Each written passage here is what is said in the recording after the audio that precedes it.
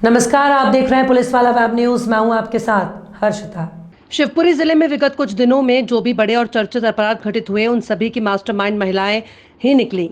आज भी बड़े ही आश्चर्यचकित करने वाले मामले का खुलासा पुलिस ने किया। जानकारी के अनुसार पिछले दिनों डीएफओ की छवि खराब करने के लिए शहर में पोस्टर लगाए गए थे, जिसकी जांच पुलिस कोतवाली टीआई रोहित दुबे द्वारा की गई, जिसमें पोस्टर लगाए गए स्थानों पर लगे सीसीटीवी खंगाले गए, जिसमें 3 व्यक्ति पोस्टर लगाते हुए दिखाई दिए, जिनकी पहचान फॉरेस्ट विभाग के वन रक्षक शौकत अली और प्रभु दयाल शर्मा के रूप में हुई। इनसे पूछताछ करने पर उन्होंने बताया कि रेंजर प्रतिका शुक्ला द्वारा दिए पोस्टर ही चिपका रहे थे। इनका तीसरा साथी रमेश शर्मा भी इनके साथ पोस्टर लगवा रहा था। आपको बता दें कि रेंजर प्रतिका शुक्ला को डीएफओ सुधांशु यादव द्वारा कार्य में अनियमितता बरतने के कारण पूर्व में निलंबित किया गया था, जिसका बदला लेने के लिए रेंजर द्वारा यह हरकत कराई गई। पुलिस ने मामला दर्ज कर तीनों आरोपियों को गिरफ्तार कर लिया है। रेंजर प्रतिका शुक्ला अभी फरार है। उनकी इसमें एक अधिकारी को बदनाम करने के लिए पर्चे चढ़ाए गए। क्या पूरा मामला है और कितनी इसमें गिरफ्तारी क्या कौन सामने आया? मुख्य आरोपी इसमें कौन है? दिनांक 8/6/2024 को कार्यवाहक बाबूलाल नरवरिया कार्यवाहक वनपाल द्वारा एक लेखी आवेदन कोतवाली पर लाके प्रस्तुत किया गया था। उसमें यह उल्लेख था कि शिवपुरी के वन मंडलाधिकारी श्री सुधांशु यादव साहब की इमेज को धूमिल करने के लिए कुछ अज्ञात व्यक्ति द्वारा शहर के सार्वजनिक स्थान पर अनर्गल टिप्पणी करते हुए पर्चे चिपकाए गए। पर्चे जब देखे गए तो पाया गया कि वो बेहद अभद्र और अमर्यादित टिप्पणियाँ उसमें वन मंडलाधिकारी के विरुद्ध की गई थी। इस बात के संज्ञान में आते ही पुलिस अधीक्षक महोदय द्वारा निर्देशित किए गए थे कि तत्काल अपराध पंजीबद्ध कर और इसमें आरोपियों का पता लगाया जाए। इस पूरे प्रकरण की मॉनिटरिंग एडिशनल एसपी सर कर रहे थे।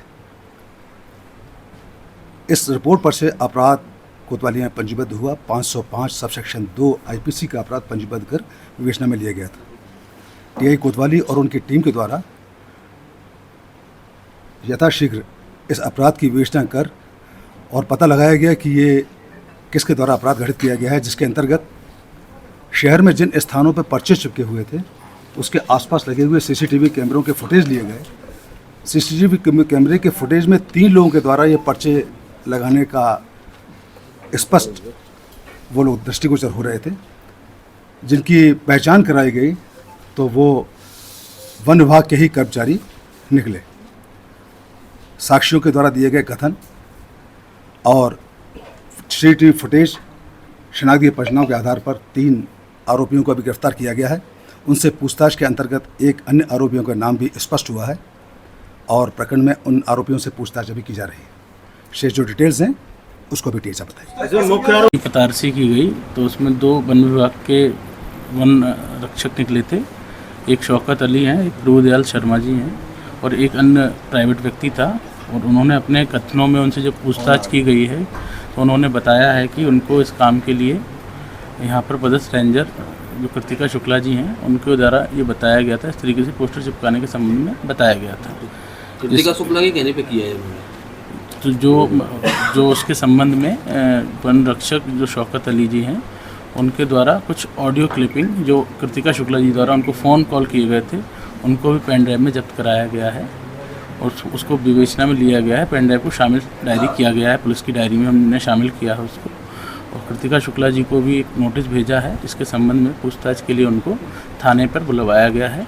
उनके आने के बाद अब ये आगे की जो भी इसमें कार्रवाई है उसमें आगे की कार्रवाइयाँ पता चलेंगी। उक्त प्रकरण में आज डीएफओ महोदय के भी जब बयान लिए गए हैं, जब जो पूरी इन्वेस्टिगेशन के दौरान आज बयान लिए गए हैं और उनको जब इन हालातों के बारे में जब बताया गया है तो उनके द्वारा बताया गया कि पूर्व में जो कृतिका शुक्ला रेंजर रही हैं वो कोलारस पदस्थ थी। उस दौरान उन विभागीय अनियमितताओं के चलते उनको निलंबित किया गया था एवं श्रुति राठौर, जिसका उन पर्चों में नाम उल्लेखित किया गया है, उन्होंने कोलारस में उनकी जगह चार्ज लिया था। डीएफओ महोदय का इस संबंध में पूरा अपना जो कथन है उसके संबंध में उन्होंने ये बोला है कि इन्हीं सब चीज़ों के संबंध में उन्होंने इस तरीके की घटना को अंजाम दिया होगा, जिसके संबंध में एविडेंस के आधार पर कार्रवाई की जाएगी और पुलिस लगातार इस प्रकरण की विवेचना कर रही है।